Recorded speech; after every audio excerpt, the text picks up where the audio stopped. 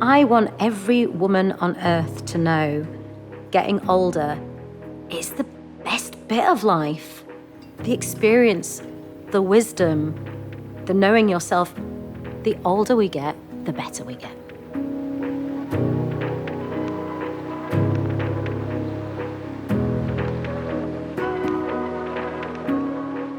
"45 just felt like a really significant age to be.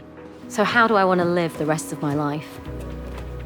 Growing up, I was made to feel a lot of shame about becoming a woman.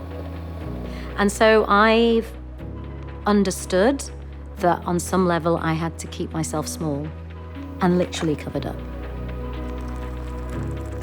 So my choice was to define myself the way I want to be defined.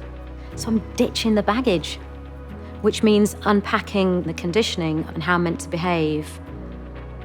I have the best job in the world because I get to interview women about their lives and about their experience. And finally, we are able to talk about perimenopause, menopause, what it means to get older, and how we can live the best lives that we want to live. And that is, I think, a curiosity about life, having energy and a vibrancy. Those are the things that I want to hold on to. Living an active life and a healthy life, making sure that your body is able to work at its optimum. That's the important stuff. I love going for a run because it's my thinking time. It's like a meditation. I'm out in nature. And you see the seasons change, you see the odd sunrise or the odd sunset, you hear the birds. I think nature is therapy on tap.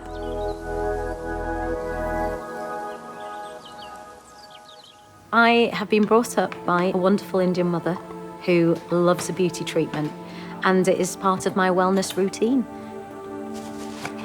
My beauty rituals have been passed down, and they're ancient Indian recipes that are natural. My mum will literally, like pretty much every day when I phone her, she'll always end the call with, "And have you put a face pack on?" I'll dance anywhere. Dancing is pure joy.